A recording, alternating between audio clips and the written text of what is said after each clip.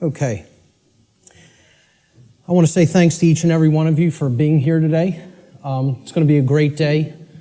I'm going to go through what I consider to be the very heart of my material. And people ask me a lot. They say, you put out a lot of material on your website. What is the main thing? If you had to tell me the main thing that I should check out if I check out nothing else that's up there, what would it be? And I always tell them the same thing. It's the material on natural law. If nothing else, that's the material that you need to understand deeply. So that's what we're going to be covering here today in an extended presentation format. I want to go through a few things before we actually get started. So I call this section Before We Begin. And the word begin is actually important here because that's really what this presentation is actually about. It's initiation. This is an initiation into really, really deep, esoteric material that has been hidden from humanity for millennia. So I just want to ask people before we get started, how many of you are new or relatively new to my work? By a show of hands, please. That's excellent.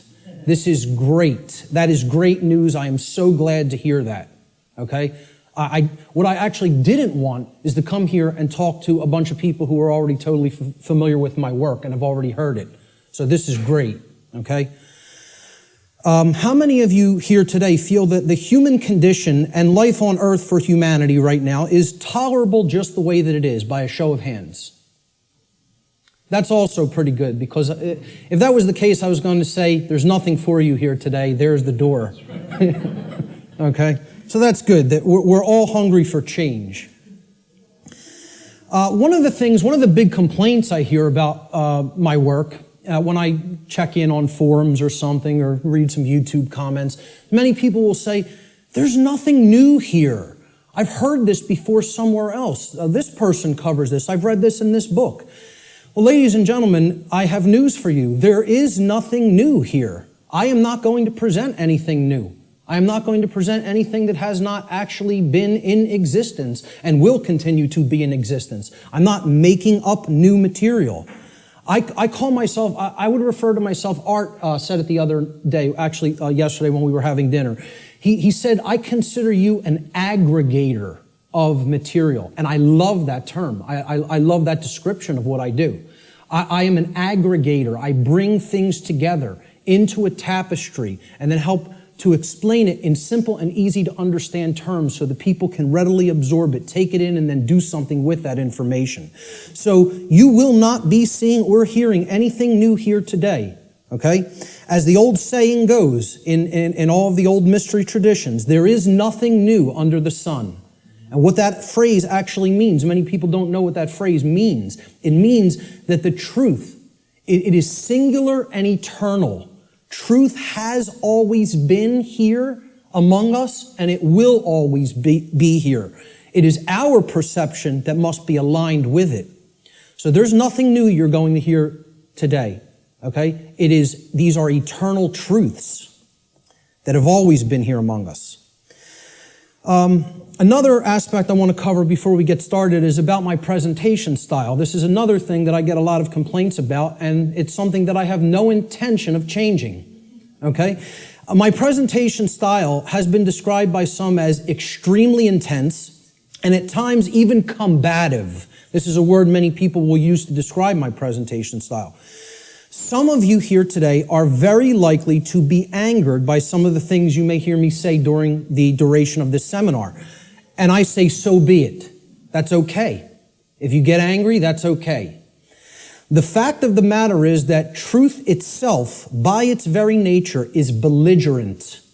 And I'll actually be putting up a quote to that nature later on in the presentation. The reason truth is belligerent is because it actually is at war. It's at war with the lie. It's at war with deception. It's at war with mind control.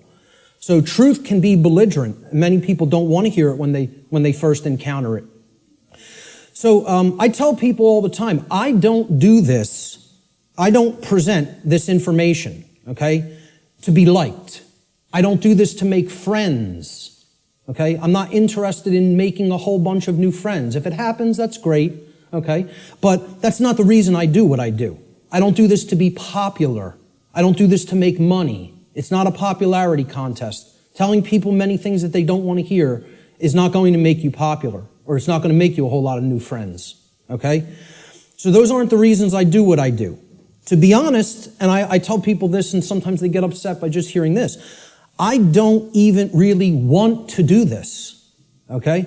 I don't want to do this with my life. I don't want to do this with my time, okay?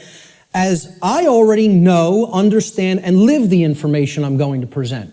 So I get this. I know this, okay? I don't need to keep going over this over and over and over again for my own entertainment, okay?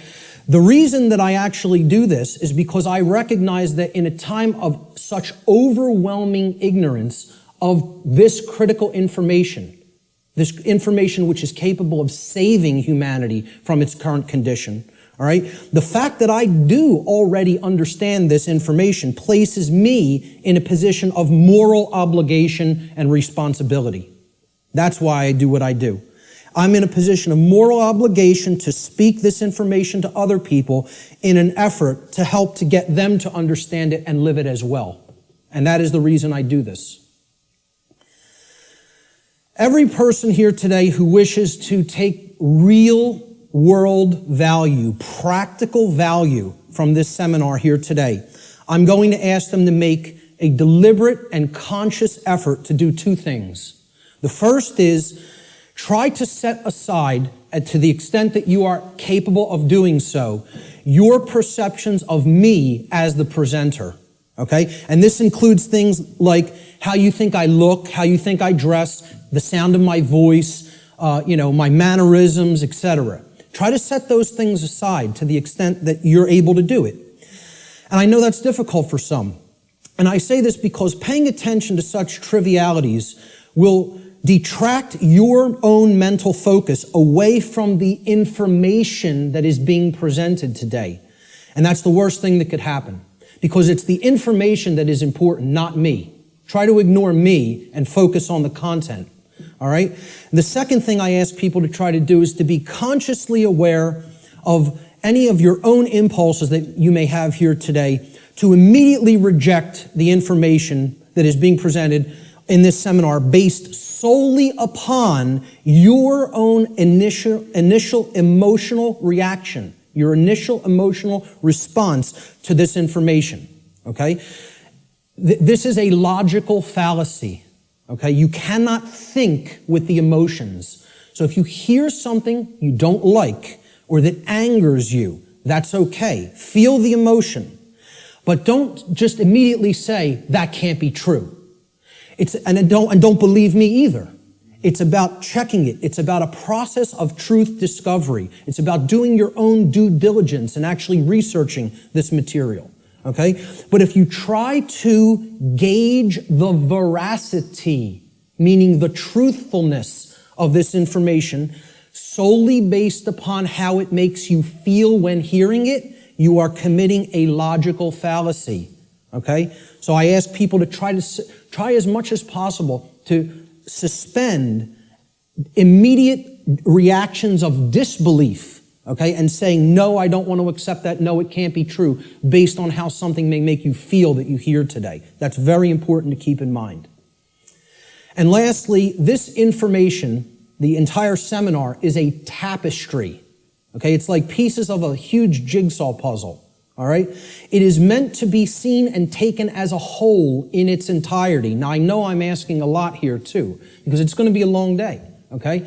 And my goal here, my work here, is to keep your interest and your attention and your focus throughout the entire course of this seminar. And that's a challenging thing to do. But what I'm asking people is, you have to try to see it as a whole, because if you took the time to be here, and you gave a monetary donation to be here, I'm highly recommending that you stay for the whole duration of the seminar. There's a reason for that. You're only going to get the full tapestry, especially if you're new to my work, by hearing this information in its entirety, okay? So if you don't do that, you'll probably not recognize the patterns, which is what this is all about. That's what this day is all about, pattern recognition, okay? that are inherent to this tapestry of information. And more likely than not, you'll have wasted the time that you took to be here today and wasted the money that you spent to be here today. So I don't want anybody to waste their time and their money and their attention, and I don't think you do either. So that's why I'm asking people, stay for the whole thing. You'll get the maximum value out of this seminar if you stay for its duration. So with that having been said, let's jump into the material. This presentation is called Natural Law, the Real Law of Attraction, and How to Apply It in Your Life. And I emphasize that term, real law of attraction. Many people will be familiar with the New Age variants of the so-called law or laws of attraction. And this is going to differ quite widely from what people have heard in the New Age community and in the New Age movement regarding what the law or laws of attraction are. These are the real laws of attraction you're going to be hearing today and hopefully understanding today. So let's start in. The first section is about teachability, the teachability of the student, okay? How does a student place themselves in the best position to learn? An individual's teachability, or their ability to learn by way of being taught by someone else, is extremely dependent upon the open-mindedness or closed-mindedness of the individual being taught. Low teachability derives from arrogance and rigid skepticism. But it also derives, low teachability also derives from naivete and gullibility. High teachability, on the other hand, derives from a balance between healthy skepticism and an open-minded willingness to learn and change. So we don't want rigidly skeptical people, okay, that don't have an open mind at all. And we don't want naive and gullible people that will accept everything they're told. We want to strike a balance between these two modes. This is called a teachability bell curve, okay? And down here is the mental state of the student, whether they are, and it goes from arrogance, cynicism, skeptical nature, a teacher, a student, and then up to being trusting, then being gullible, and then being outright naive. Okay, so that's the whole spectrum of teachability. The best position to learn is up here at the top of the bell curve. This means you will learn the most if you are here. And that means you're in the balance between teacher and student. It means that you're somewhat skeptical and you're also somewhat trusting. It means that you're able to hold a proposition in your mind without accepting it or rejecting it immediately. It means you will consider the information with an open mind, okay, somewhat trustingly, but also somewhat skeptically. All right? That's going to be the mental state we want to attempt to keep during the duration of this seminar, and therefore you will be in the best position to learn. Of course, as we already said, the poorest positions to learn, the things that, if you're in these mind states in arrogance and rigid skepticism and naivete and gullibility, you're not going to take very much away from this seminar. Okay? So we want to remain at the top of that bell curve if at all possible. Human beings should consider with great care where their information comes from, the source for the information. And this is because by refusing to present certain information and by influencing people to dismiss, to dissuade them from looking into certain information because they're telling you that it's unimportant or unnecessary to consider, many modern institutions like media, like so-called education institutions, are seeking to actually control human perceptions, or let's call it outright what it really is, to control the mind, okay? And therefore, to limit what human beings may even come to understand, and therefore by limiting what they are coming to understand, they're actually limiting what they're able to do, what they're able to change, what they're able to create in the world, okay? So you have to be skeptical of where your information comes from. And that's why I tell people at the very beginning in my lectures, do not believe me. The worst thing you could do is believe what I'm telling you. You need to look into it for yourself, and most of all, you need to do personal introspection to really feel inside of yourself whether this information resonates with truth. Everybody has that intuitive capacity. That also has to be turned on and engaged and used. All right? If anybody is coming to this seminar from the perspective of modern, organized, institutional bodies, meaning political thought, political agendas, political organizations, religion, religious thought, religious organizations. I'm talking about organized religion here, okay? What I call scientism. Not real science, but scientism. Science as set up by institutional bodies to be rigidly skeptical belief systems that blot out anything that could possibly say anything to the contrary of their pre-existing beliefs. I call that scientism. Okay? And of course, the New Age movement, which you could group that in with religion. It's just it's for those who don't fall into the religious mindset. This is an alternative religion proposed for them, and they call it the New Age movement. And I tell people, please don't think this is going to concur with any of these belief systems, with any of these boxes for consciousness. This presentation is going to shatter these boxes. It stands outside of all of these because these are limiters for perception and thought. They want to place everything in a box, say nothing outside of this box is fit for human consumption, so do not go there. And as a result, they act as a mind control influence. The other and biggest limiter of the human perceptions and the mind, and ultimately of our behavior, is money itself. If you want to talk about the biggest religion, if these other religions aren't big enough and powerful enough for you, there's the one that is the ultimate power in the world, the ultimate religion, the God of this world, if you will. Okay? So what I'm basically saying here is if you're already in a mindset approaching the, let's call it the discovery of reality or the exploration of reality from any of these perspectives, you will be sorely disappointed here today by what you're going to hear, because the information here falls well outside of any of these institutional limiters for consciousness, okay? The requirements for creating change and the role of knowledge. Let's talk about these concepts for a moment.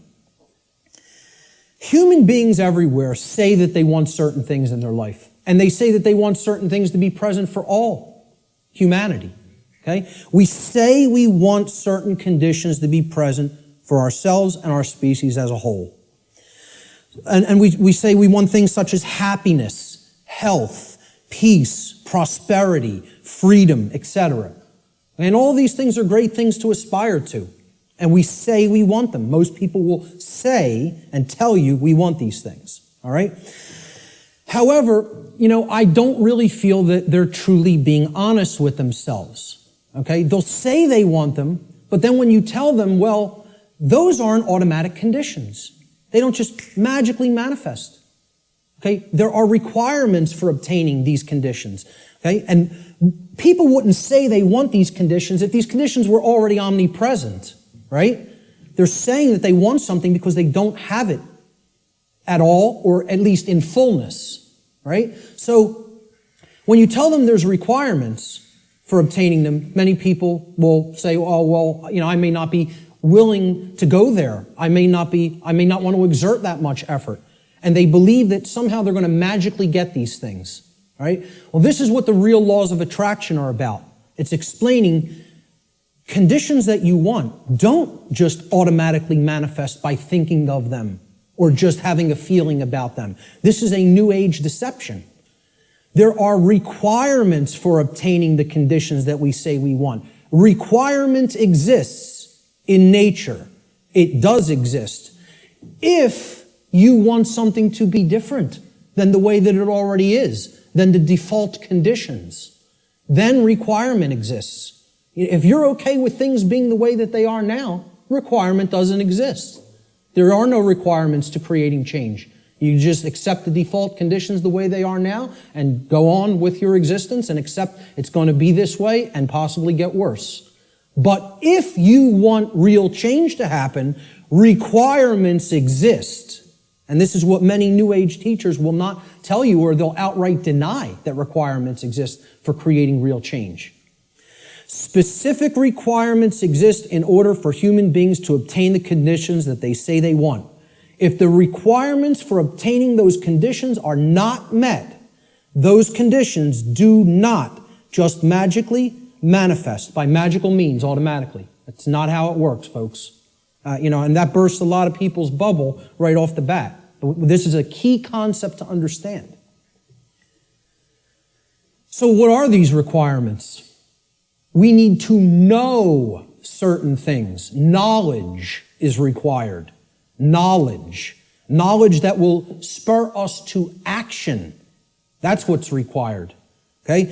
Since human beings as a species do not already have the things that they say they want, and again, at least not in fullness. If we want to split hairs, we could say we have a modicum of what we may say that we want, but we don't have it in the fullness that we will say that we want it, especially societally, globally. Okay? So since we don't already have these things, it follows logically that the knowledge of the requirements to obtaining these things, okay, either must be absent. The knowledge is not present anywhere. Or if it is present, if that knowledge for obtaining those things, the requirements for obtaining those things, if that knowledge is present, then it must be willfully being ignored. It is here, and yet people aren't paying attention to it. They aren't taking it in and accepting it and doing anything with that knowledge. So they're ignoring it because it's uncomfortable. As long as this knowledge continues to remain either unknown or ignored, the manifestation of the desired conditions that we say that we want is impossible. Cannot happen. It is an impossibility for it to magically, automatically manifest without the requirements being met. And that's what we're going to talk about here today. What are these requirements? What is this knowledge?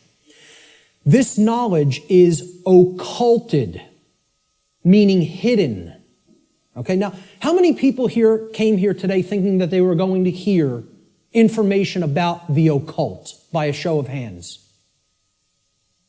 Okay, about half the room. Good.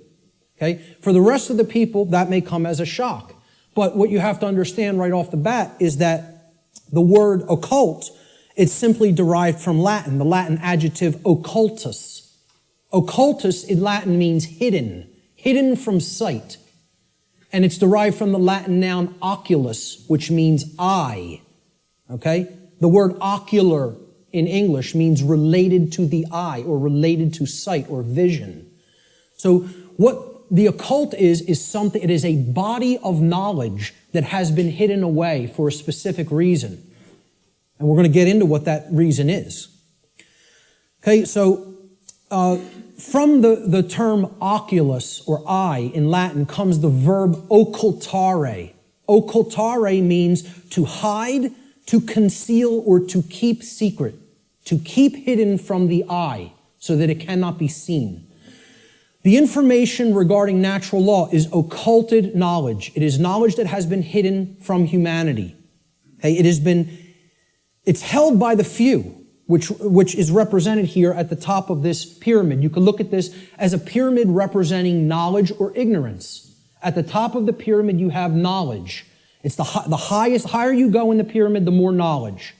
Okay? But the pyramid tapers because at the top, very few people understand that information. Very few people have that knowledge and have actually integrated it into themselves to the point where it becomes understanding.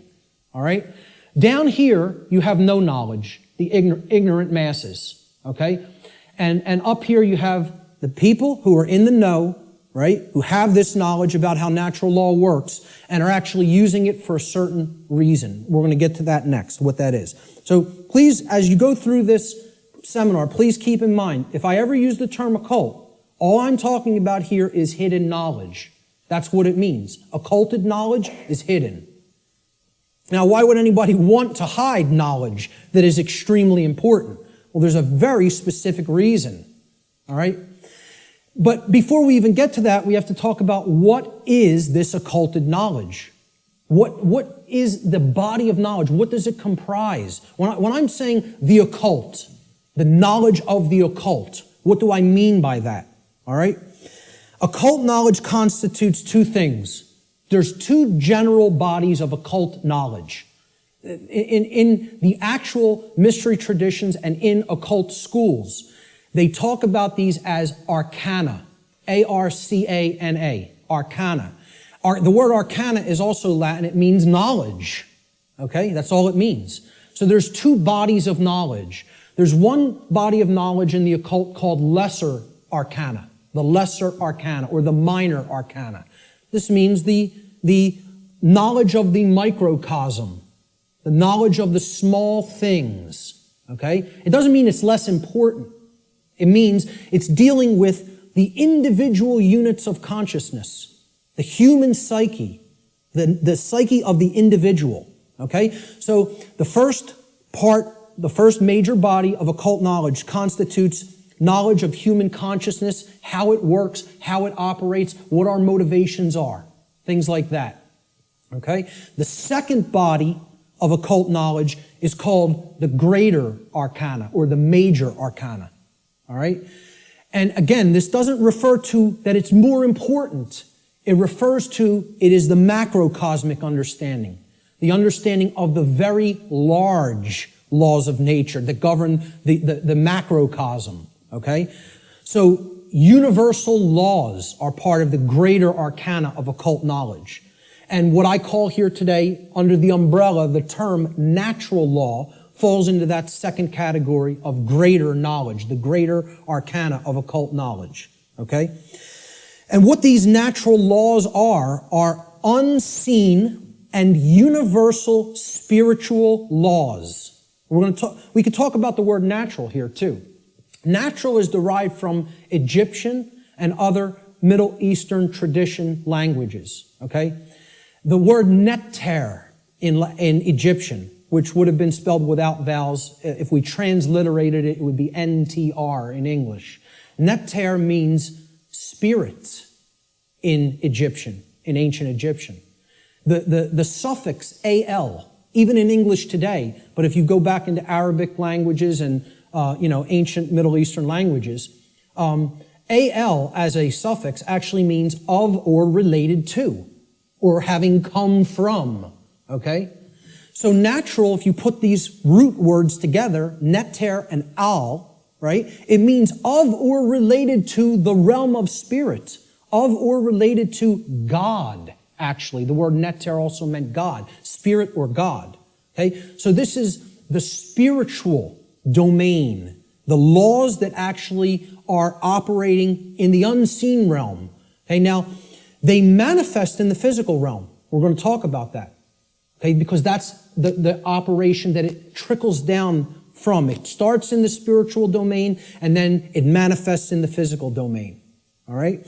So it's important to understand these two bodies of knowledge. The lesser arcana, okay, is about the monad or the individuated unit of consciousness of the human being.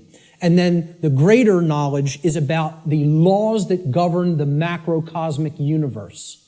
All right? So, what these laws do, this body of the workings of nature that I am calling under the umbrella natural law, they're universal spiritual laws which govern the consequences of behavior. They govern the consequences of behavior. And I would add a caveat to that. They govern the consequences of behavior for intelligent species, for beings that are capable of coming to their understanding. Okay? I would delineate that from like the animal kingdom. Okay? The animal kingdom is not held to the same standard as human beings when it comes to this body of information, because I don't think you're going to sit down with your cat and explain natural law to it. Okay? So when people say, well, why doesn't the animal kingdom held to account in the same way that human beings are. It's because, surprise, surprise, we don't share the same level of consciousness. Okay? There is differences in levels of consciousness and abilities to comprehend information and to actually know how something works. Just like you will not be explaining physics to your dog anytime soon, okay? You're not going to explain natural law to the animal kingdom and have them grasp it because they're not at the same level of consciousness as we are. Okay? So we are held to a different account when it comes to natural law. It governs human behavior. It would be an easy way of saying it. This body of knowledge has actually been called consequentialism by past researchers and teachers. And I have no problem with that term.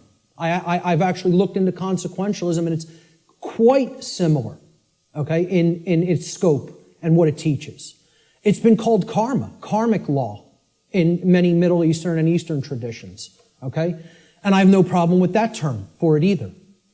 It has been called in some of the Western traditions and Christian traditions moral law, and I have no problem with that term either. Religionists have called it God's law, and I have no problem with that term either. I have no problem with any of these terms being applied to the umbrella of natural law, because that is essentially what it is. But we're going to get deeply into how it works and operates in our lives here today. Why is this knowledge hidden away from people? To what ends? The knowledge of the occult, the hidden knowledge about how natural law works and how consciousness works, is not commonly known. That's why it's not the exoteric. It's not given to the masses. It's the esoteric. It is reserved for the few. And there's a reason for that. It's been deliberately hidden away and kept from the general public in order to create and maintain a power differential. Because if someone else is an extreme level of knowledge, and they know how something works, like something as trivial as how human consciousness works, how human motivations work, how human perceptions work, how human beings can be manipulated. If somebody has deep knowledge of that information, and there's a whole bunch of people over here who have not one iota of how that works, what kind of a number do you think somebody can do on people like that? See, the way I ask people to look at this is real simple. Imagine a very, very, very advanced psychologist at the top of his field, wrote all the textbooks, okay? And he's got a house out in the burbs. He comes into the university. He's got tenure, okay? He's got the trophy wife, the house out in the suburbs, the 3-car garage, driving the Lexus into work at his tenured job. And he finds out that his trophy wife is having an affair because she's bored. She's not satisfied with him at home. And it's maybe the 19-year-old, captain of the local high school football team or something. He's a senior. He's a star football player, right? The jock, yeah. And she has a fling with him. Well, what if he decides, I'm going to become buddy-buddy with my boy here after finding out about his wife's affair? And this kid, this punk, who's cheating on, my wife's cheating on me with, he knows nothing. He doesn't study the mind. He doesn't know anything even about himself. He watches TV 6 hours a day, plays violent video games, is obsessed with football, What kind of a number you think that psychologist can do on that kid? Total number. That's the answer, exactly. That's right. He could do a total number on him. He can gain his confidence, he can get into his head, and I guarantee you give him a little bit of time, he could screw up his life based on what he knows and how he would be able to manipulate based on his hatred of that person. Well, guess what? That's the position humanity's in. We're that punk jock. And I'm not saying we necessarily did something to deserve it, but we're in that same position where the people with this knowledge at the highest levels, they hate us. And they're doing a total number on us because we don't have this knowledge. And until that changes, don't expect the playing field to be leveled. Expect it to get worse. Okay? The knowledge is hidden to create and maintain a power differential. between those who hold it and those who are ignorant of it. It's that simple. The knowledge of natural law and its operations constitutes what I call the most deeply occulted or hidden information that exists on this planet. You will not find any more hidden information.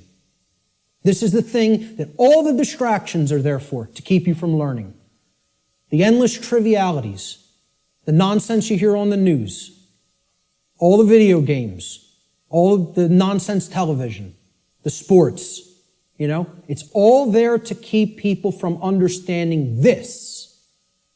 And I can't get you to accept that or believe it, and I don't ask you to believe it. I'm telling you that's what they're trying to, from my years of being inside occult traditions that are very, very dark. I'm telling you, this is what they don't want you to know. From firsthand experience. How many people here today know that I was involved in the dark occult in my past? Good. Great. Okay. The powers that be want to seek to keep this information hidden from the people of the earth at all costs, because understanding this information about natural law will level the playing field and put an end to the currently entrenched systems of control that are operating on the earth. We should very clearly make a distinguishment between nescience and ignorance, so that people fully understand the difference between these two concepts. How many people even have heard the term nescience? Very few. This is a word that has practically been sanitized from colloquial English, practically been sanitized from the English language. And there's a reason for that too. There's two contexts to not knowing something. The first context is nescience. Okay? Nescience comes from the Latin. The prefix ne in Latin means not or not present or absent. Okay? And then scio, sciere in Latin means to know. It's where we get the word science from. Okay? So you put them together, and nescience, it actually, those two roots form another word, nesciere. Nesciere in Latin means not to know, to not understand. But there's a connotation to it. It means to not understand because the specific information that you may be having a desire to understand is completely absent. It is not present, and you cannot actually aggregate that information. You can't bring those pieces of grammar together to form the sentence. Okay? It's not present. Okay? So you don't have it at all. It's unattainable. This should be clearly delineated from ignorance. Now, nescience is not someone's fault. The information just isn't there. Okay, you can't be blamed for nescience. There is no blame in nescience. The person who is nescient is not to be blamed for being nescient. The information simply wasn't present so they could take it in and then come to understand it. Ignorance carries blame. This is another thing. People want to think in the New Age movement there's no such thing as. Nobody's to blame. And that goes to that there's no cause for anything that's happening, as you'll hear a lot in the New Age circles. Okay? I very strongly put down these notions, or attempt to. Okay? There are causes and effects. There are people who are responsible for what is happening. There is blame. Blame exists. Okay? There are people who are culpable. We're going to talk about moral culpability later. So ignorance has blame attached to it and responsibility attached to it. Okay? It comes from the Latin verb ignorare in Latin. And this means not to know, just like nescience means not to know, but in a completely different connotation. The connotation of ignorance means you don't know even though necessary information is present and right there before you, because you have willfully refused or disregarded that information. Whether you've refused it because it made you feel uncomfortable, or whether you disregarded it because you felt that's not important for me to know.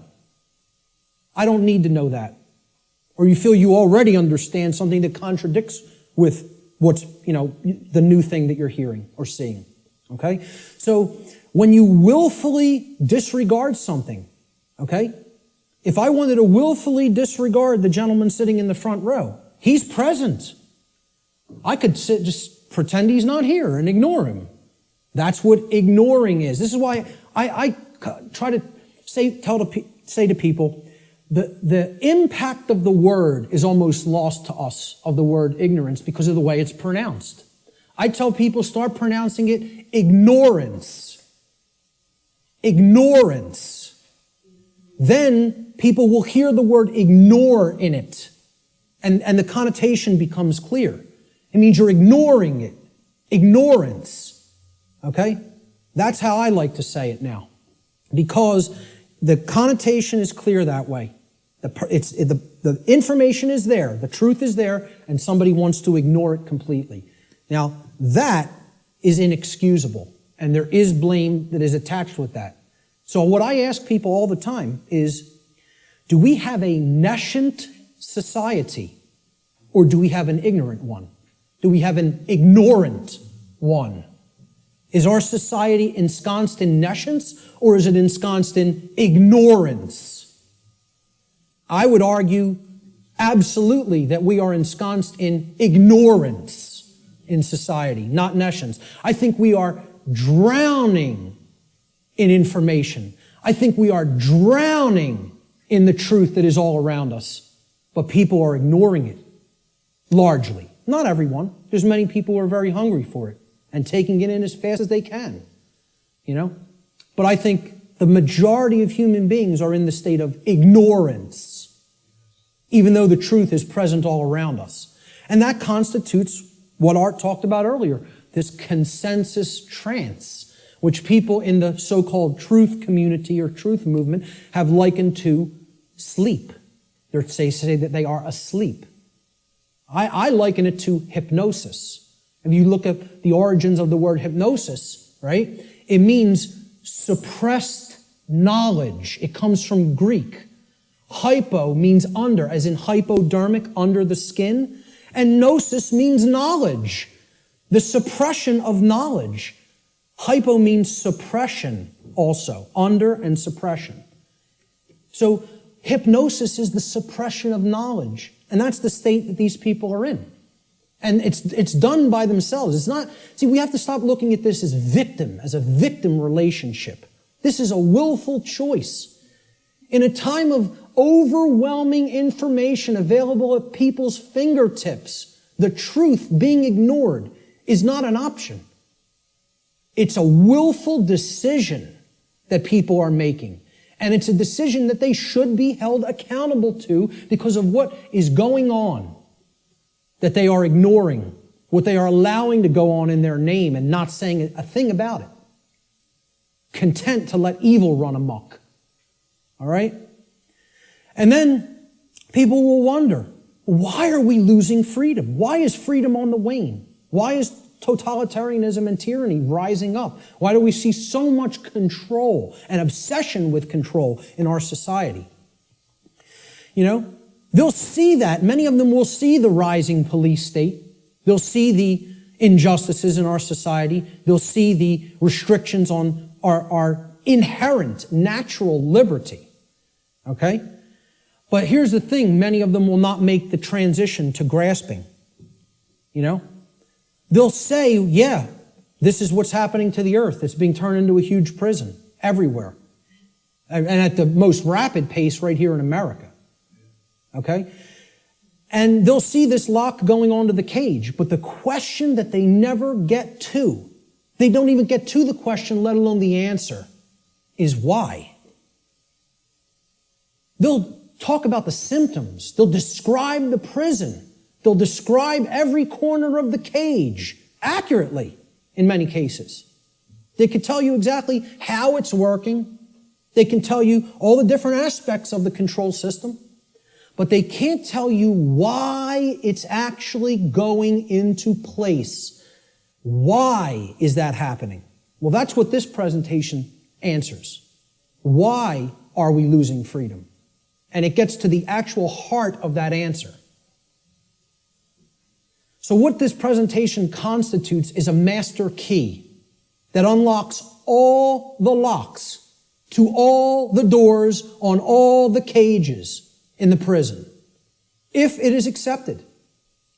And once again, I don't tell you that belief is required for that, because truth is always present. It's always here. It's a matter of, will we perceive it as being present, acknowledge it's present by stop ignoring it, okay, and then accept it into ourselves, and then do something with it.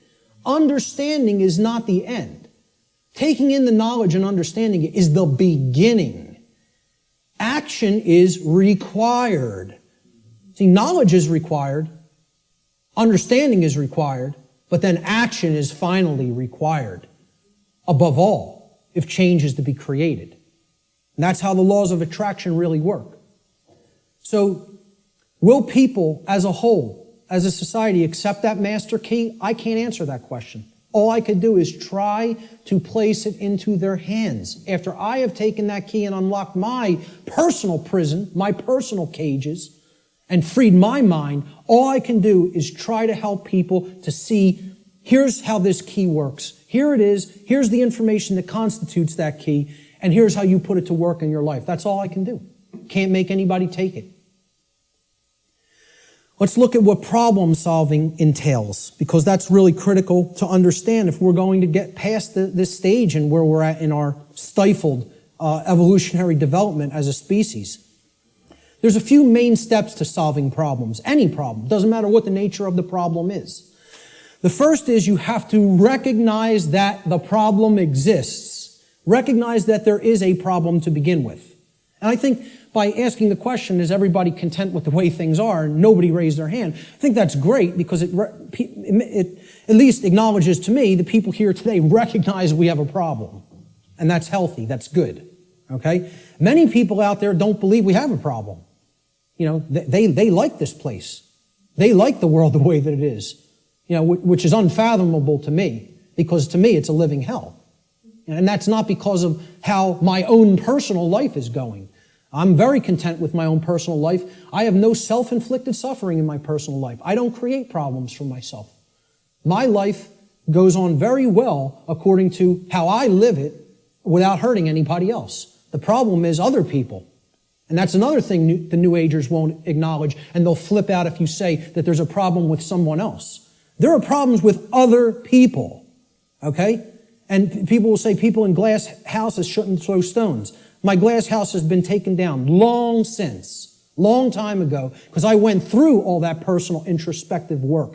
And I dug deep into my subconscious and faced those problems and confronted them head on and healed them. And came out of the mindset that I was once in. Okay? So, you know, people will say, if there's something you don't like, you're seeing in other people, that's something in yourself that you're seeing in them. This is New Age mumbo-jumbo nonsense, okay? If you're not part of the problem, I'm not part of this problem. I can say that honestly. I'm not part of this problem. I can look at every single person, anybody who's watching this, and say, I'm not part of the problem that's happening on the earth. With all honesty and knowing that I am telling the truth with that. Okay? But see, at one point, I was part of the problem. And a big part of the problem. Okay? What I had to do at some point is stop doing this and pointing out and saying the problem lies elsewhere while I was still part of it. And then I had to do this. And point squarely at myself. And say, what do I need to change here, here, and finally, here, in the guts, in the courage. You know, people will say, yeah, change happens in the mind, it happens in the heart. But lastly, it happens in the guts. We need to generate what I call the heart, mind, guts. Okay? You got to care enough to know and then put it into action. The heart, mind, guts. Okay? That taking action is the most important step when it comes to creating change. And we're going to get to that in a moment. But the whole point here is I had to look at what I needed to change about myself in my thoughts, my emotions, and my actions, and then change those things in myself. This is what most people want to run away from. They want to say, yeah, I want those things that I say I want to magically to be present in my life, but I don't want to do those things that require self-change in how I think, in how I feel, and in how I act. I want it magically to happen without changing those things in me. So I can honestly look at the rest of the world and say, the problem does not lie within me. I am not seeing a manifestation of myself in other people. Other people have not done the same process that I have, the introspective work that I have, and gone through that painful, painstaking work that involves effort, hard effort. I'm not up here telling people, I'm offering you the tonic. You're going to take a sip and magically you will be enlightened. Okay? Knowing what's going on in the world is hard work. It involves destruction. It's a destructive process. It involves destruction of belief systems. It involves completely breaking down barriers that are in your head. Okay? Hardly anybody wants to do that work. People want to run 1,000,000 miles an hour in the opposite direction from that work. Anything but that. I'll take the grave instead of that. Okay? That's where most people's heads are at. All right? So let's get back to the steps here for problem solving. The first is you got to recognize that there's a problem. If you are in denial, good luck. Let me know how that works out for you. Because you're not solving any problem in a state of denial at all. Fear-based denial of the problem must first be dealt with and conquered and stamped out. And you have to acknowledge how bad it is. You know? People feel symptoms coming on of a disease or something and they want to ignore it because they don't want to believe I'm sick. I don't want to believe I'm sick. I don't want to believe I have a problem. Then you're waiting. You don't get it diagnosed, and then it turns into a much bigger problem, which is where we're at as a society for ignoring this information. This is what denial looks like, symbolically. Okay? A person with their head in the sand like an ostrich. And please take note, ladies and gentlemen, when you're in this position, when you're in the position of denial with your head in the sand, you're on your knees with your ass in the air. Okay? And I almost say it's amazingly synchronistic that the human body was designed like that. That in order to put your head in the sand, symbolically, so to speak, you have to be on your knees. Okay? And that's where most of our society is at. They're on their knees. And in that state of denial. The second step to problem solving is to recognize that the symptoms that are being displayed, the symptoms you are seeing, are merely effects of underlying causal factors. You can't treat symptoms and solve a problem. It's not possible. That's not how problem solving works. You have to get to what caused the problem. Okay? Instead of simply treating symptoms, make an accurate diagnosis of the causes of the problem. So what does the word diagnosis mean? Diagnosis comes from Greek. The preposition dia, transliterated there in the parentheses, you see it in Greek script. Okay? It means through or by way of. So by a method, by a particular method. All right? And the second part of diagnosis is the Greek noun gnosis. Gnosis means knowledge in Greek. So what a diagnosis means is through knowledge or by way of knowledge. You're going to solve the problem by way of knowledge. There is knowledge that acts as the requirement to solving the problem and getting what you want. And here's another thing, and I'm going to keep going back to this. It's going to be like an undercurrent in this. Because the New Age community, and I'm going to become a more outspoken opponent of New Age ideologies. Because they are lying to people. Whether it be through direct, willful deception, or whether it be through useful dupes and useful idiots. They are telling people things that are completely inaccurate to how things really work. All right? Because they want to keep people suppressed and non-active. They want people in acceptance mode of everything. Accept, never rebel. Okay? Don't take action. Just observe. Just watch. You'll hear all of these things in the New Age movement. Okay? The reason I bring it up is because when you even say the word knowledge to some New Agers, they almost take offense. Because what the New Age is becoming is the new modern day variant. It's a new form of what's known as solipsism. We're going to get to what solipsism is in a little while. Okay? But essentially, people don't want to hear that knowledge is what is required.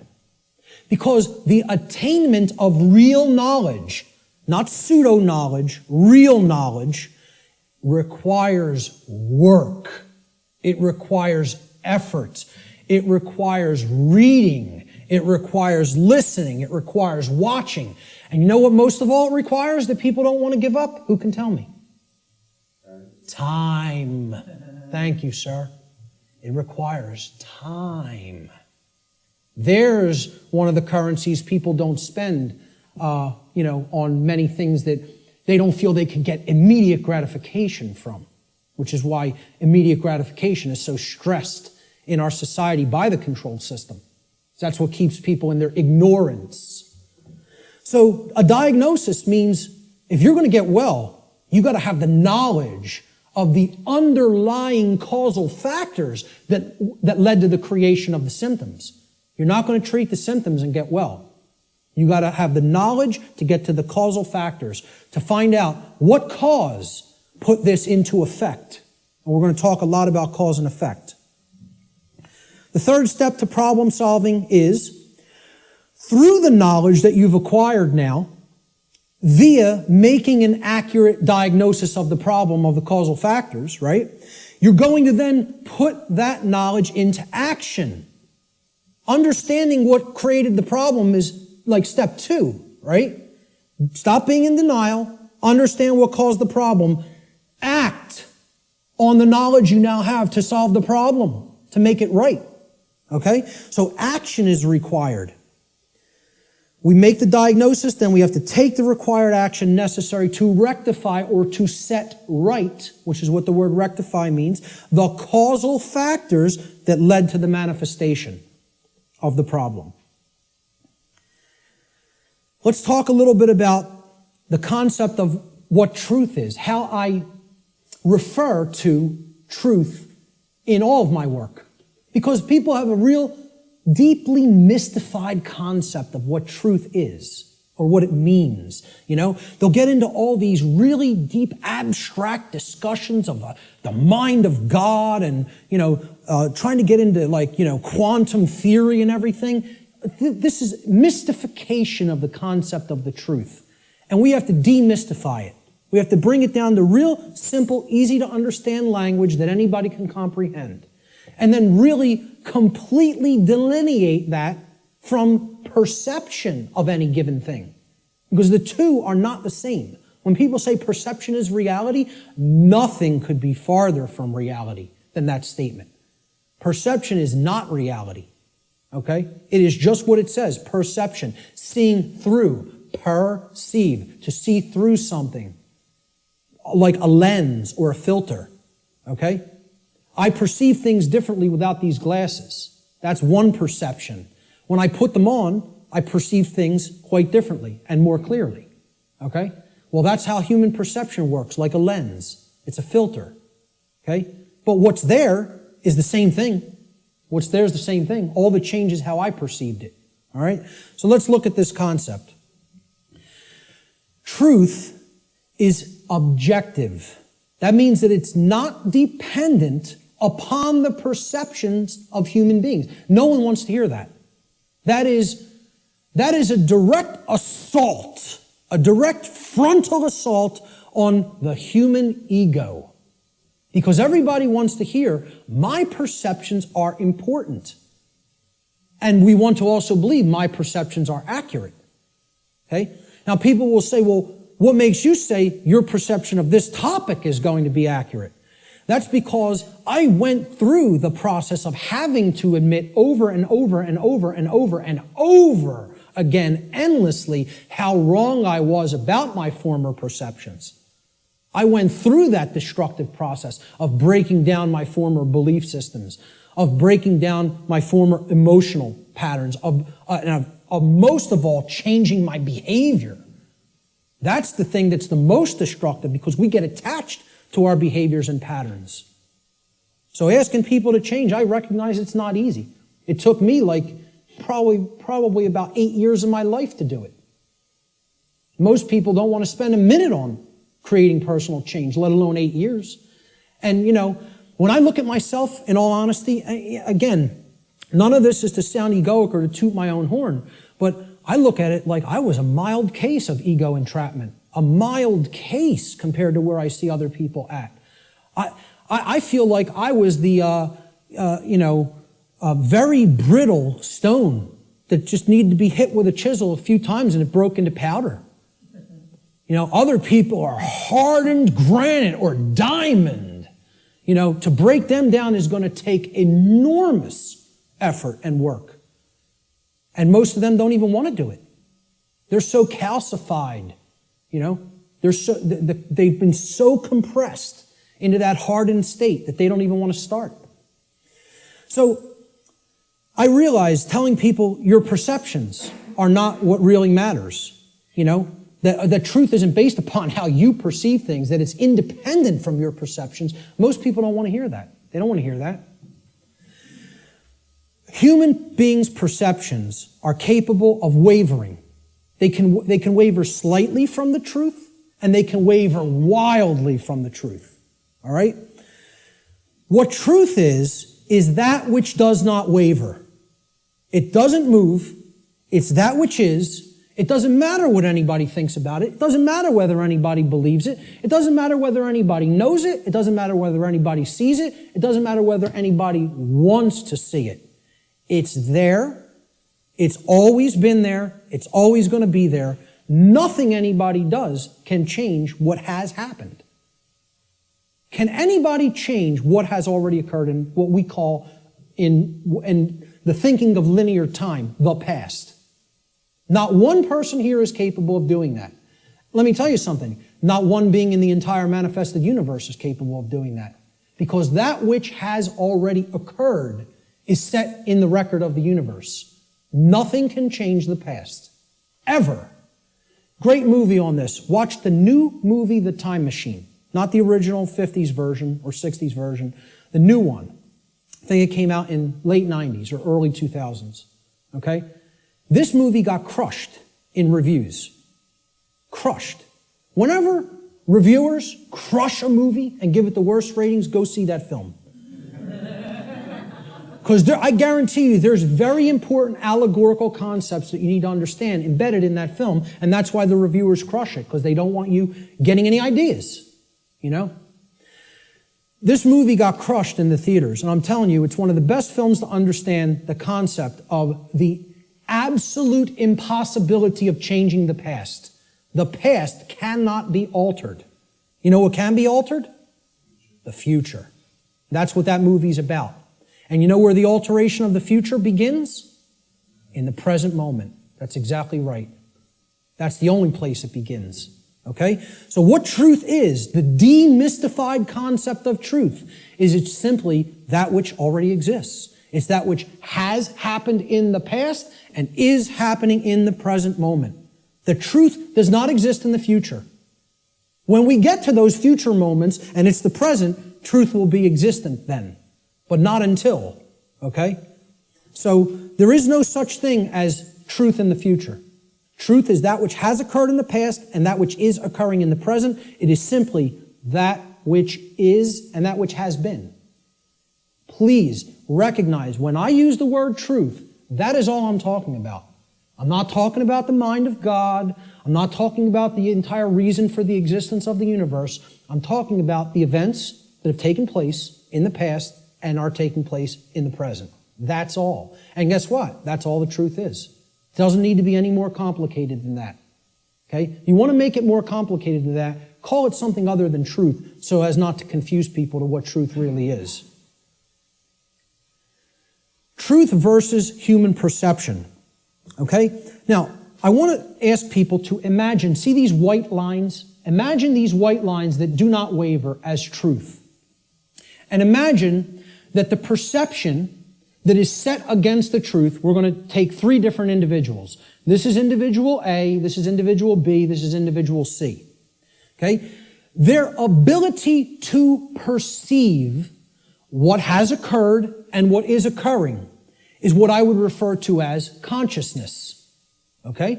Consciousness is a being's ability to recognize patterns and meaning with respect to those patterns. Meaning you have an accurate understanding of what's taking place within and around you, or you have an inaccurate understanding of what's taking place in and around you. If your consciousness is high, meaning it's at a high frequency, okay, that means you're going to have more of an ability to understand and recognize the patterns. If your consciousness is low, you're at a low frequency, you're going to see the pattern less. You're not going to accurately perceive. So I liken this to a waveform. In simple, physics, a wave, this is a simple sine wave, okay? It has its crest here and its trough here, okay? And then the pattern repeats, goes up to the crest, down to the trough, and it repeats over again. The distance between the either crests or troughs of the wave is called the wavelength, okay? The longer the wavelength, the shorter the frequency. What that means is how frequently is it going to be intercepting the line that represents truth? How frequently is it going to be aligned with this line, which we are calling truth? Okay?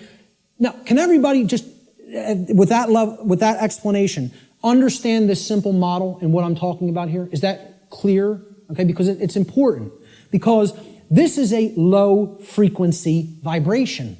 It's a low frequency wave. A wave like this, if it was an audio wave, would produce a low frequency, would produce a low bass tone. Okay? As we go up to a higher frequency, you can see the wavelength is shorter, meaning that it intercepts the line which represents truth much more frequently. We can count them. 1, 2, 3, 4, 5 here. 1, 2, 3, 4, 5, 6, 7, 8, 9 there. Okay? So this is a higher frequency vibration. And we go up to an even higher frequency. Let's say person C has this consciousness. They have a higher frequency. Okay? And they're intercepting the line that represents truth much more frequency. I won't count those out because there's a lot of them, okay? The higher the frequency, the more in tune with truth we are. What would happen if this frequency became infinitely high? What would it become? It would be indistinguishable from a line. And therefore, someone would be aligned to that which is. The higher the level of consciousness or frequency, which is their perception of reality being accurate, okay?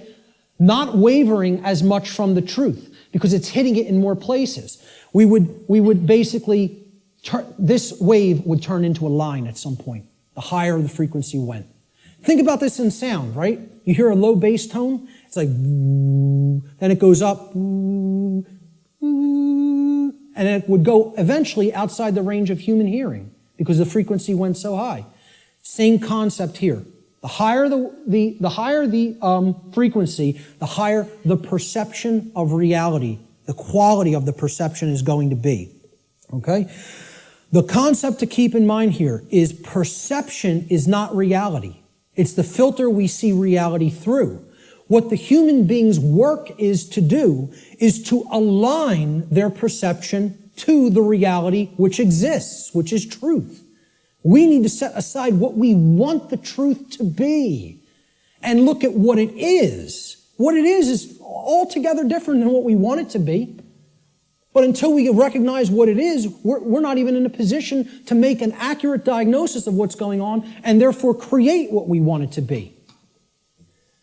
So I'm going to give the first quote here, comes from a gentleman I personally greatly respect.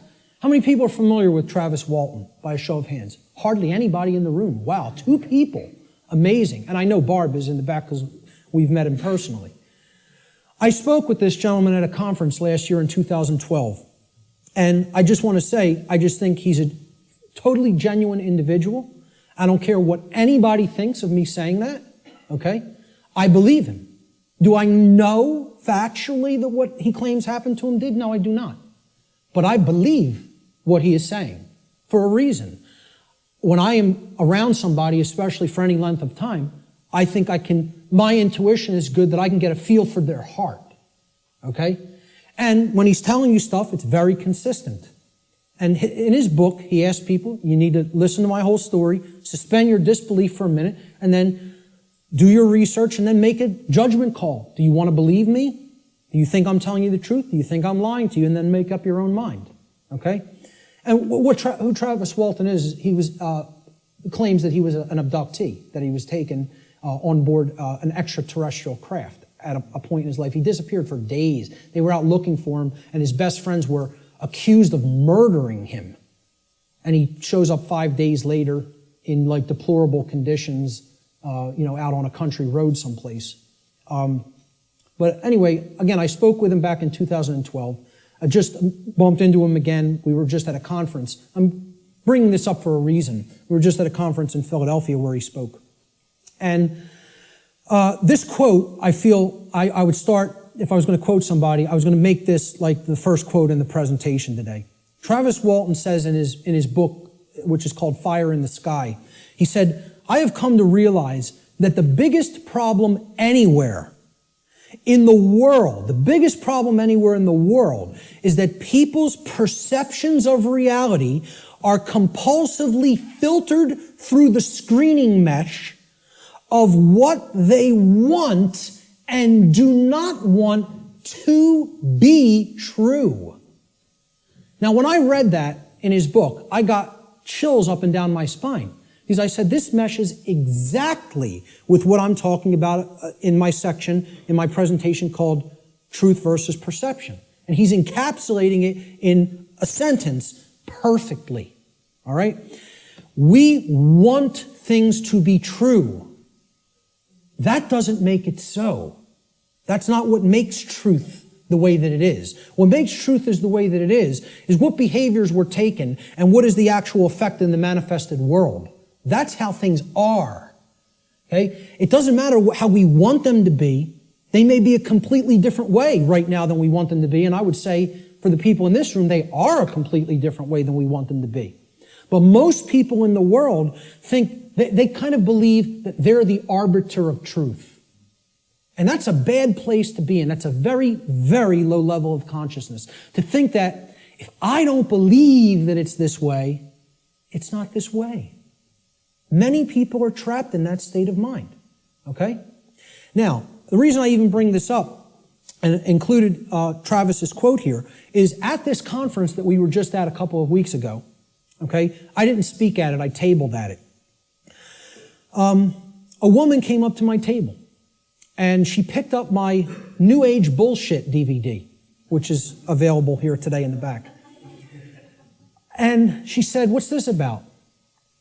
With a real skeptical look. And I explained, well, it's a 7-hour extended video podcast that has many, many slides, okay?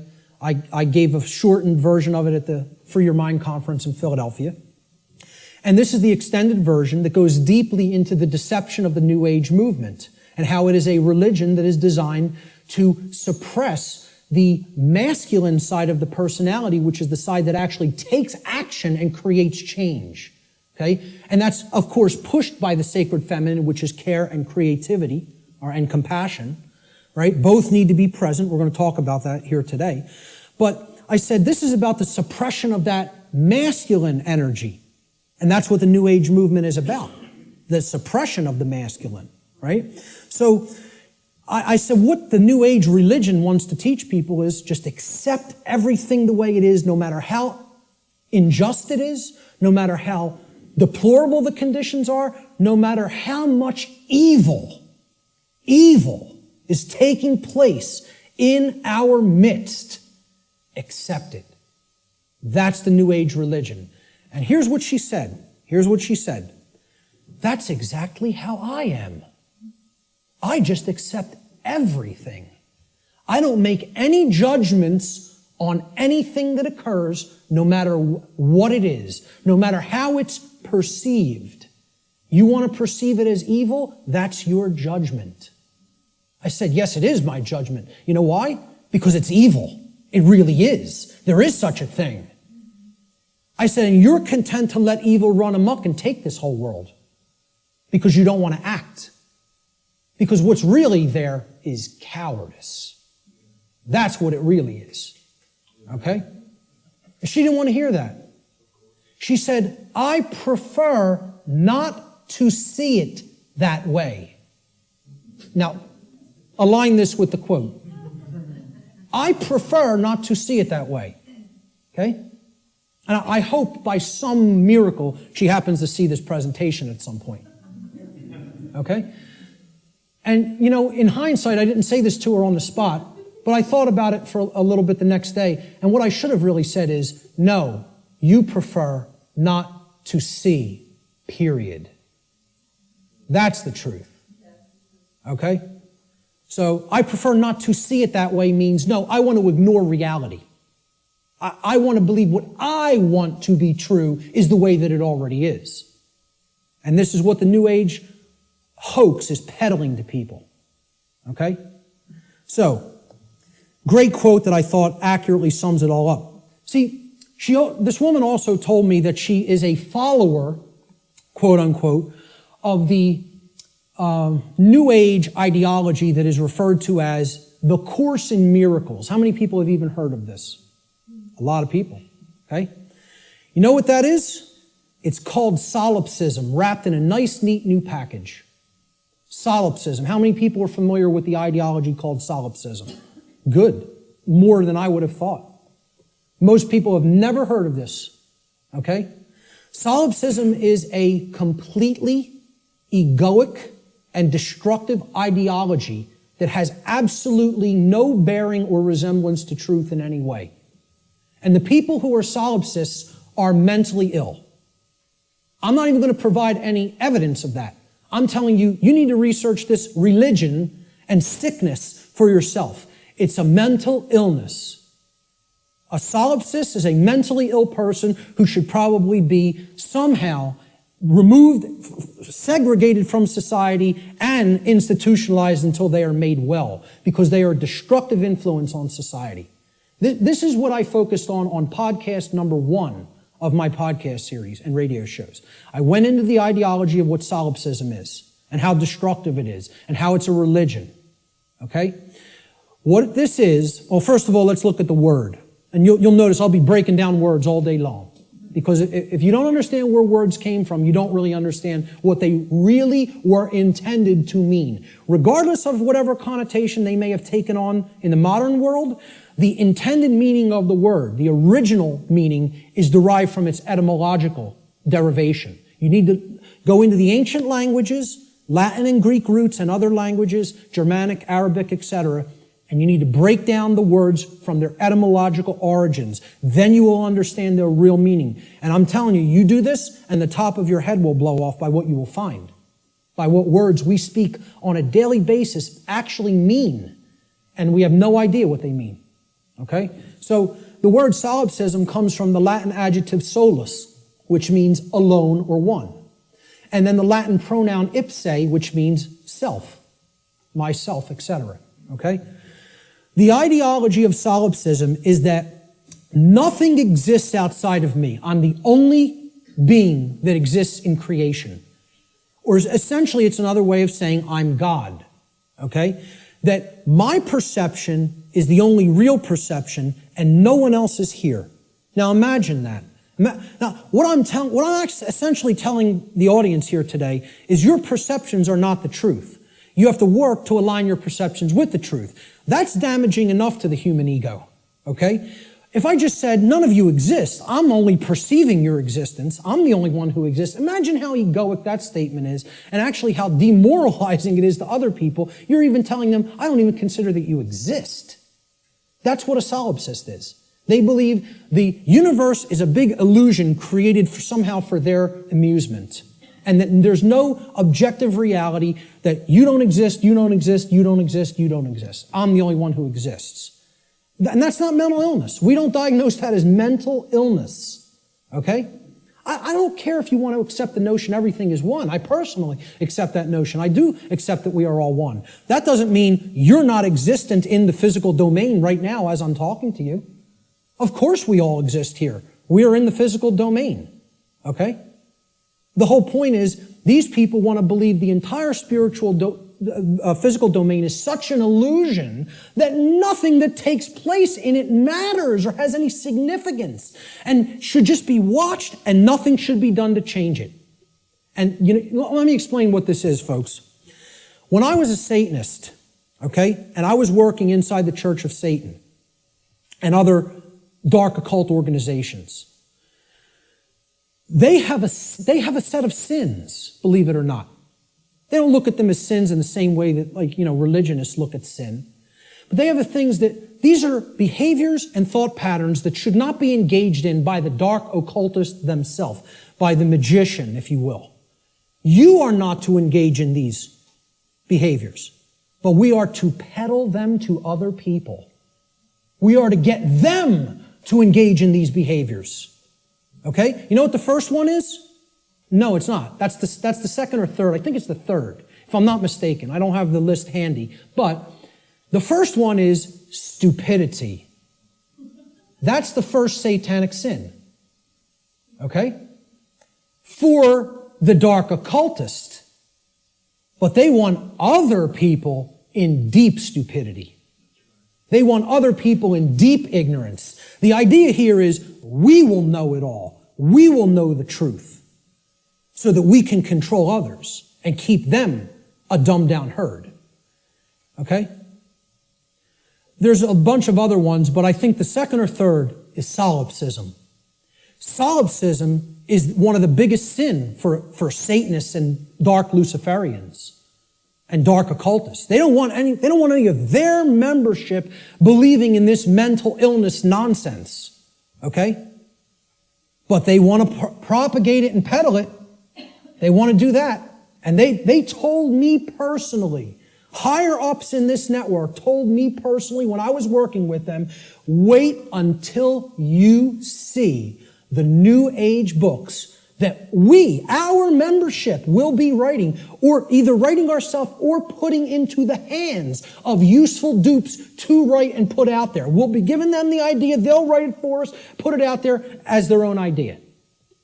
And they said, we are going to propagate and peddle solipsism like you have never seen. And you know what? When they say something, they do it. I'm serious. They're aligned. Their act is together. They act on the same page. And for that, I have respect for them as an enemy. And I don't take anything they do lightly. I recognize they have the will. They're not like the rest of humanity. They align their thoughts, their knowledge, with their version of care. It's not like our emotionally based care, but they care about what they're doing, and then they act. And when they act in concert, and they get it done. Okay? I'm not saying, I agree with any of their agenda, because I don't, and I'm trying to stop it. But I have respect for their unity. They are unified and on the same page, and humanity is not. And that's why, in all honesty, we're having our rear ends handed to us in this spiritual battle right now. At least right now. Solipsism is the ideology that only one's mind is sure to exist. Solipsists contend that knowledge of anything that is outside of one's own mind is unsure, and hence there is no such thing as objective truth. Okay? No such thing as objective truth. And therefore, nothing about the external world and its workings can actually ever be known. Just think about that statement. It's saying no one can ever know anything. You cannot come to know anything at all. There is no such thing as knowledge. So what I would say to somebody who's following the quote-unquote Course in Miracles, or a Course in Solipsism, or a Course in acceptance of all forms of evil in this world, is you can't know anything by reading the Course in Miracles, because nothing can be known. How could why would a solipsist ever pick up a book? Why would a solipsist ever watch anything, any video? Why would a solipsist ever engage in a conversation with another human being?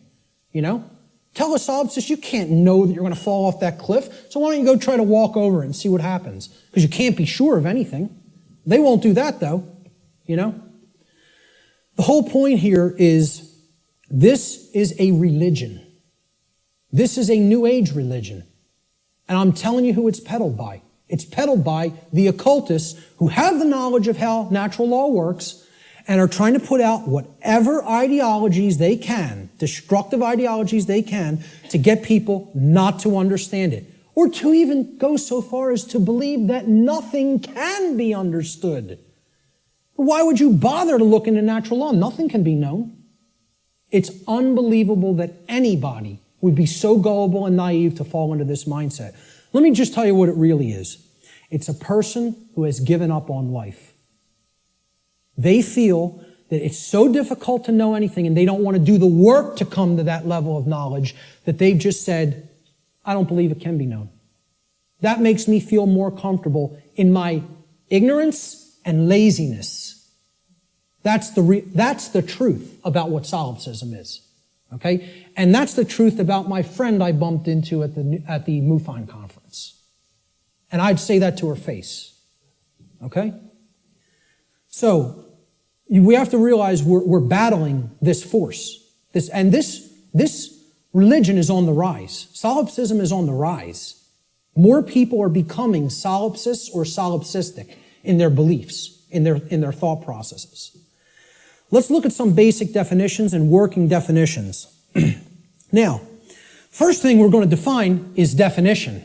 Let's define what a definition is, okay? A definition is an exact statement, a statement of the exact meaning of a word, all right? We're looking for an exact meaning, not a connotation, not a maybe or a like or a somewhat. We're looking to narrow the focus. That's why it definites it. It makes it finite. We're taking it not infinite, we're finiting it, we're making it finite, okay? We're actually limiting through words what something means so we can be clearer about what we're saying, okay? It's an exact statement or description of the nature, scope, or meaning of something.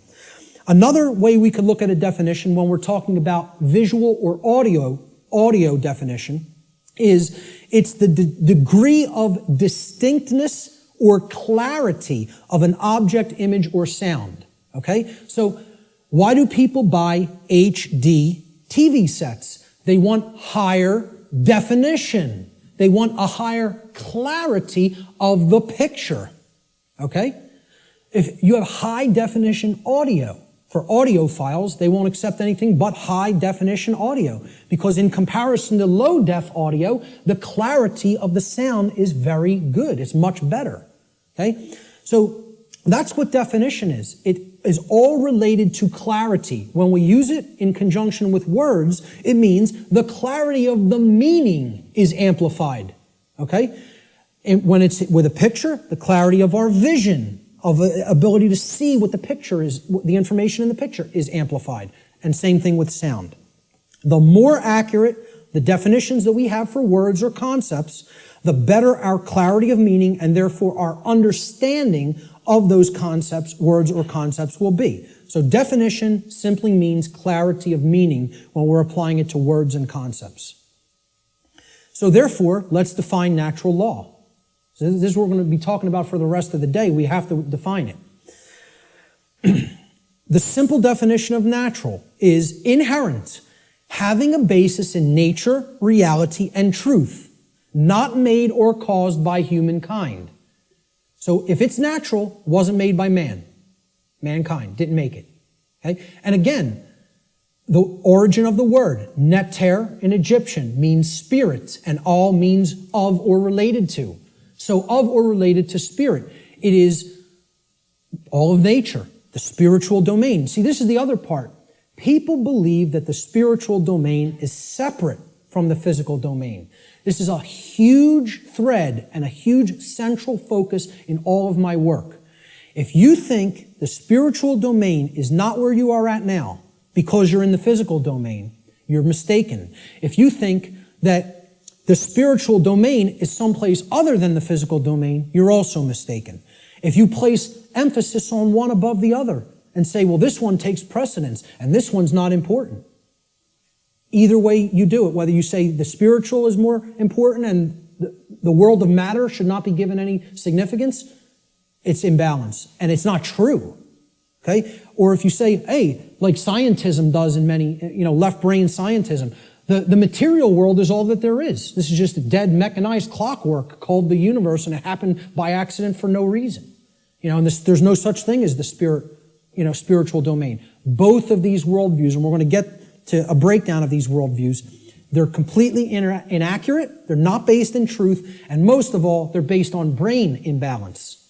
And we're going to see how one of these worldviews or another develops when either the left brain hemisphere or the right brain hemisphere has taken precedence and dominance within the individual consciousness. So, natural means spiritual. These words could be used interchangeably. So when I'm talking about natural law, I mean spiritual law. Unseen spiritual laws.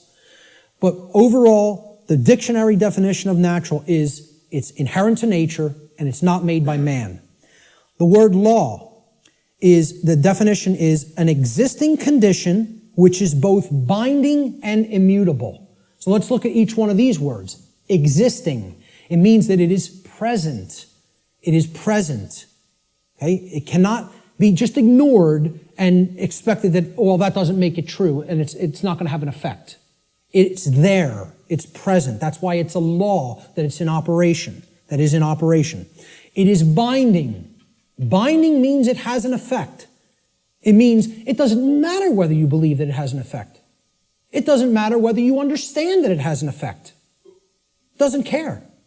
And this is another big hammer to the ego. The human ego wants to hear what it wants to hear. One of the things it wants to hear is the universe cares about you. Personally. It cares about John. It cares about Bob. It cares about Mary. It cares about Elizabeth, whatever, okay? Cares about you individually as a being. Now, you could go so far as to say you believe that the creator of the universe cares about you. I'm not denying anybody or saying don't think that. What I'm saying is that the laws of the universe don't care about you. Laws have been created in this realm that work flawlessly, 100% of the time, flawlessly. Let me ask people to envision this scenario to try to clarify this. A couple are on a picnic. They're out in a state forest or something like that. They're on a picnic. About 50 yards away from where they're at, okay, there's a pretty tall cliff, maybe about 200 feet, okay, and it ends in some jagged rocks. They brought their 2-year-old child on the picnic with them. They unfold the blanket, take out the picnic basket, they're having their picnic. Maybe passions got heated and the husband and wife were, making out a little bit. Their kid, 2-year-old daughter, in her nice Sunday sundress or whatever, wanders off, gets to the edge of that cliff. Will gravity care if that girl goes over the edge? No. Will gravity allow her to go over the edge? Yes, it will. Gravity is not going to say, this girl doesn't understand this law, and she'll die if she goes over that edge. She's innocent. She's nescient even. Not even ignorant. Innocent and nescient. Will that law still have an effect? You damn better well believe it will. And so does natural law in the same way. It doesn't care whether you don't know. It doesn't care whether you're nescient or ignorant. It's in effect. It's binding. And it is immutable. Immutable means that nothing you can ever do can ever change it. It is in effect eternally. Because man didn't put it into effect. You know who put it into effect? The creator of the universe put it into effect. And I don't really care what you think of that force as. You could think of it as an impersonal force. You could think of it as the man with the beard. You could think of it as this remote control. I don't really care what you think of it as. Personally, that's none of my business. But you know what? If you think of it that it's man that makes the laws, then I have a problem. Because man doesn't make these laws I'm talking about. The creator of the universe set these laws into motion, put them into effect, and they bind you. You and I are bound by these laws, whether we like it or not, whether we accept it or not, whether we understand it or not, they're in effect, and you are already creating the reality that we are experiencing based upon interaction with these unseen laws. Already. You're already doing it. You can never not be doing it. That's an impossibility. Okay? You're always creating, co-creating in harmony, in cooperation, I should say. Whether it's in harmony or opposition is a different story. In cooperation with these spiritual laws that I'm going to talk about. You are already creating in cooperation with them and can never not do so as long as you exist in the physical domain. Okay? So that's what the simple definitions that we're working forward with. Natural law doesn't mean anything other than this. That's it. It means, so let's put them together. Inherent, existing conditions. Conditions that exist in nature which are both binding and immutable. They have an effect whether they're understood or not, and they cannot be changed. So what would be our requirement of knowledge here? What do you think should be done? If we are always working with these, do you think we're going to create something that is wise to create, that is good, that is in alignment with what we say we want, if we don't know how these laws operate? You know what's going to be created? A mess. Total chaos. Something you don't want.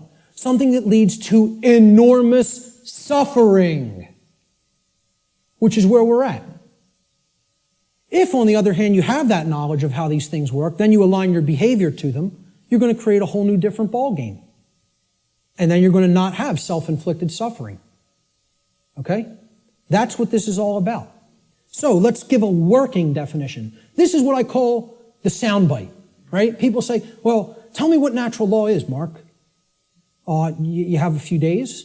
Maybe a large portion of the day like we're going to cover today. Maybe. Some people will get it. Okay? But really, you need to devote a large amount of time to studying this, understanding it, reading about it, and even experimenting with it. This is not an untestable hypothesis. Okay? And it's not a hypothesis. It's actually a law. But it's not untestable. You can test it. You can apply all the scientific methodologies to natural law. Same thing. Gather your information, observe, hypothesize, observe, test the results, publish the results. That's scientific methodology. The scientific methodology will be borne out for everything I'm talking about in this presentation if it is applied. Because this is not a religion. This is not some New Age mumbo-jumbo. This is a science. It is a science that constitutes knowledge of how laws that are existent, in operation, and immutable in this universe work, and how we are creating what we experience in conjunction with these operating laws. And man didn't put them into effect. Whatever created this universe put them into effect. I'm not here today to tell you what that is. Your job in your own personal experience is to get in touch with what you feel that is. I'm not here to tell you what that is. Now, I'm not here to tell anybody what that is. But my whole point is, it created these laws, and they're in effect. And if you want to stop suffering, and if you want the human condition to change, you have to understand how these laws work. There is no way around that. Knowledge of these laws is required. And this is what people in the so-called New Age movement and in religious communities and in other communities don't want to acknowledge. They don't want to acknowledge that work is required. So let's give a working definition for natural law, my soundbite variant, okay? I tell people who want the 6 o'clock news edition of what natural law is, okay? Natural law is universal, non-man-made, binding, and immutable conditions that govern the consequences of behavior, and specifically, at least on this planet, human behavior. I would say in the universe, it governs the behavior of all intelligent beings. Intelligent beings. Okay? Natural law is a body of universal spiritual laws which act as the governing dynamics of consciousness. The governing dynamics of consciousness. That's the working definition. Let's look at the dynamics between discovery and belief, the difference between discovery and belief. Because again, natural law is capable of being discovered, understood, and harmonized with. Now, does that sound like a religion? Religion asks people to believe, accept, and do without question. What this is saying, this exists, you're bound by it. The best you can do is to understand its operation like you would understand gravity, and therefore not just walk toward the edge of a 200-foot cliff that is bottomed by jagged rocks. If you're intelligent and you understand how the law of gravity works, you won't do that behavior.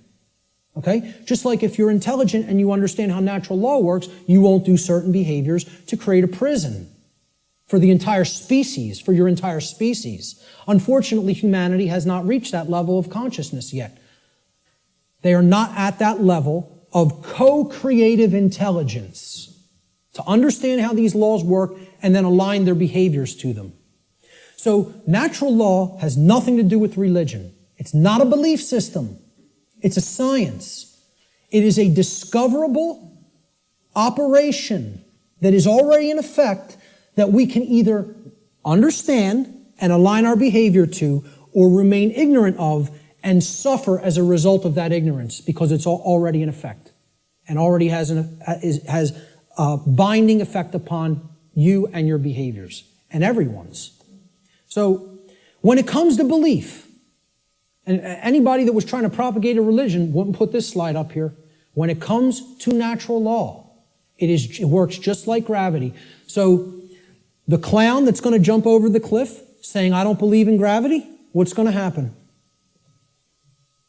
Down he goes. Because belief is irrelevant. Because natural law does not care about you. It does not care about you.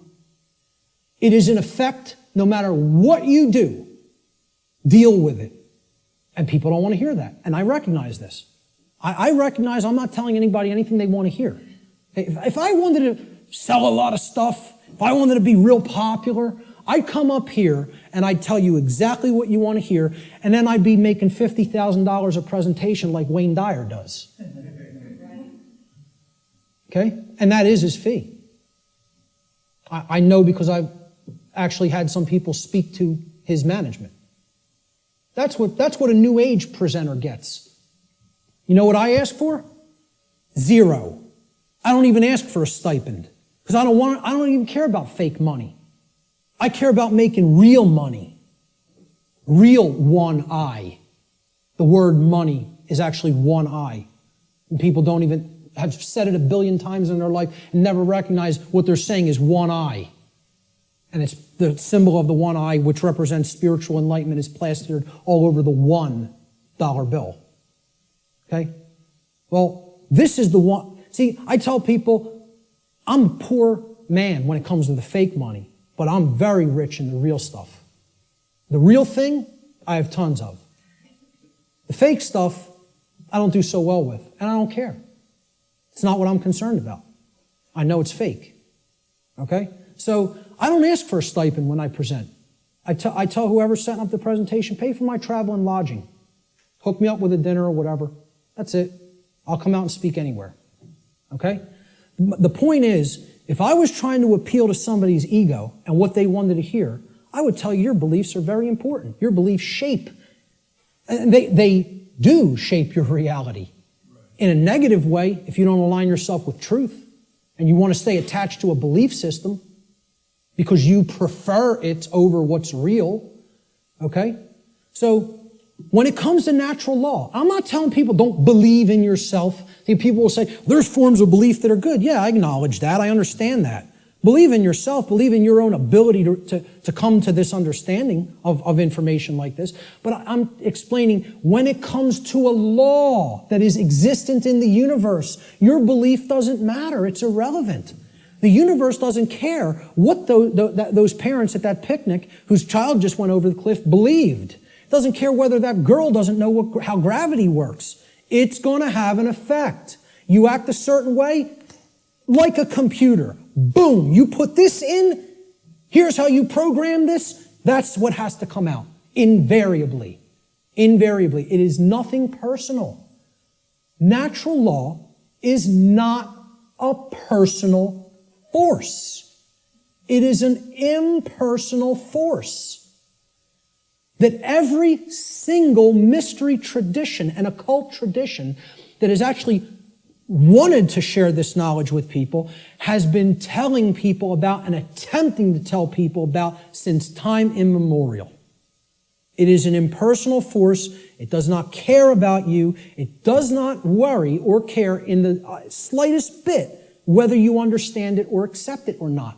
It is in effect, you are bound by it, the end, and stop crying in your milk over it. That's it. No one wants to hear that. And I'm not so naive that I recognize people don't want to hear that I don't recognize that. I do recognize that. Believe me, I realize the wall I am up against in saying this. I get it fully. Fully. If I wanted to blow smoke up people's rear ends, I'd come up here and I'd say, the universe cares about you and what you believe. And it's going to gauge that, it's going to look at all that, and it's going to tabulate it, and it's going to say, well, what did he believe when he took this action? It's not going to say that. It's going to say, is this what happened? Yes or no? Yes? Here's the result. That's it. Unwaveringly and invariably. The human ego has a hard time with that. There was some popular TV show, I don't even remember what it was. Barb had downloaded it, and she was watching an episode, and it said, humanity's greatest fear is that truth is absolute. And I usually don't bother watching any television, okay? I downloaded a couple of shows to watch them because they're allegories, and I want to pick apart the allegory. But I wasn't even watching this one, but I heard it, and my head snapped around. Whoa! That came through a network television show? How'd that happen? Humanity's greatest fear is that the truth is absolute. The ego has a hard time with the concept of any absolutes. It loves relativism. That's another part of the big trap of where we're at. Relativistic ideas, and especially when it comes to morality. We're going to talk about moral relativism. But the concept here is natural law does not require your belief to be in effect, no more than gravity requires your belief to be in effect. Okay? That needs to be understood. Human belief is completely irrelevant when it comes to the existence and operation of natural law, just as it is irrelevant in relation to any of the other laws of nature such as gravity, inertia, momentum, thermodynamics, or electromagnetism. Similar to such other phenomena of nature. The workings of natural law require no belief in order for them to be discovered and known. So what I'm saying is, your belief will not change natural law, but your inquiry into it can lead to an understanding of it. You can develop the knowledge of it if you are willing to open your mind and look at how these laws function and what we're getting as a result of our disharmony with them. The philosopher Søren Kierkegaard said that there are two ways to be fooled. One is to believe what is not true, and the other is to refuse to accept what is true. Okay? So, believing in untrue notions, which is what religion is, all forms of it, all the 5 religions I posted at the beginning of the presentation. Organized cultural religion, money, scientism, politics, and the New Age movement. There's the world religions, folks. People think of religion as only the cultural religions. No, there's 4 other ones. One's called government and authority, okay? Or politics, however you want to name it. The other one is money, finance. There's another religion. One of them is the New Age movement, and one of them is scientism, which I'm not going to refer to as real science because it is not. It is a belief system and a religion. So what Kierkegaard is saying here is, you could believe things that aren't true, and that will hold you back. And you can refuse to accept what is true, and that will also hold you back. I say these are the only two ways that humanity ever creates self-inflicted suffering for itself. You want to know how suffering is created for the human species? That it doesn't need to experience? We believe what's not true. We refuse to accept what is true. That's why self-inflicted suffering exists in our species. And if we are to become wise, we need to stop doing both of those things, and then we'll stop creating suffering for ourselves. So let's look at consciousness and the human brain. Okay? Because consciousness is an intangible force. Okay? It's something that exists, but you can't really see it. Many people even have a hard time explaining what it is. But there is physiological expressions for consciousness in the physical domain, and the brain is one of them. And of course, people will say, well, don't leave out the heart. Of course, the heart is also very important. Heart has an even bigger electromagnetic field than the brain, and is tied into the physiology in an even more complex way than the brain is. But we need to understand the basic structure of the brain to understand the types of imbalances that go on within it that lead to these debilitating conditions within humanity that continue to create suffering for us. And also, what these belief systems do is they prevent the activation of the heart and the actions, of care and action.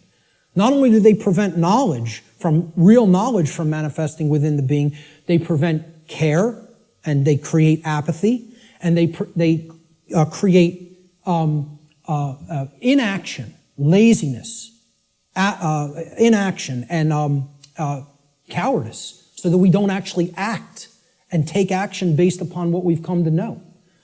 So let's look at how the brain and consciousness actually work. People will also try to give ridiculously overcomplicated and mystified definitions of what consciousness means. And many people are even scared of the term, okay? We have to demystify these terms and bring them down to real simple English and real simple concepts that the average person can grasp, okay? And stop trying to make it more complicated than it is. Being conscious of something, meaning having consciousness of it, is an ability of the being to recognize patterns. Remember, this is all about pattern recognition.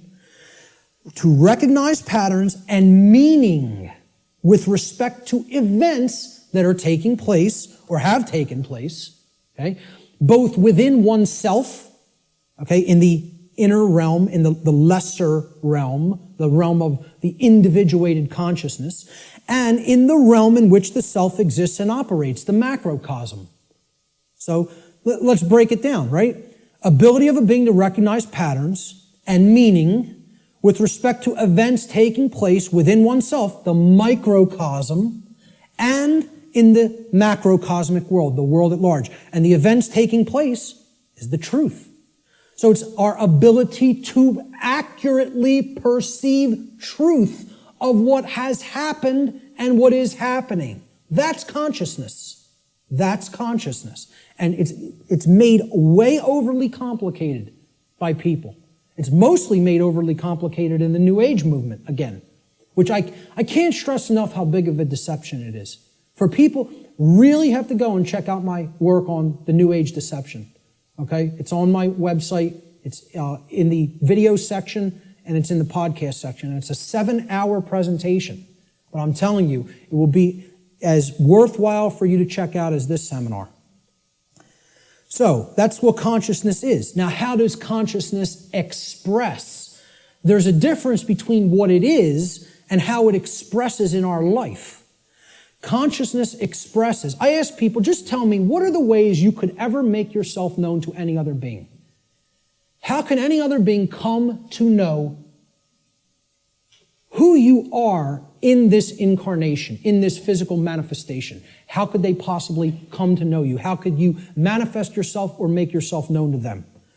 And there's only 3 ways: thoughts, emotions, and actions. Okay? And I would say speech falls into the line of the combination of thoughts and emotions. And speech is also a form of action. I'm using force to, make the air flow over my vocal cords to make sounds come out so that you can hear what the concepts I'm trying to express. So it is a form of action. And it derives from what we have thought up to this point and the emotions that we have, and we could express it through speech. So thought, emotion, and action. Thought you have to look at as the creative force that is the expression for consciousness within the individual. Okay? So it's a neutral force. You don't look at your thoughts as masculine or feminine, do you? But you do look at them as creative forces. In order for anything to manifest in the physical domain, it had to first exist as a thought. This computer, somebody had to envision all the parts, how it works, how it's put together. Okay? This camera equipment, the clothes you're wearing, the seats, everything that exists had to first exist in the realm of thought. Had to. By law. Then it comes into physical manifestation through action. Your emotions are a polarized component, you could look at it as. It is a feminine aspect of consciousness.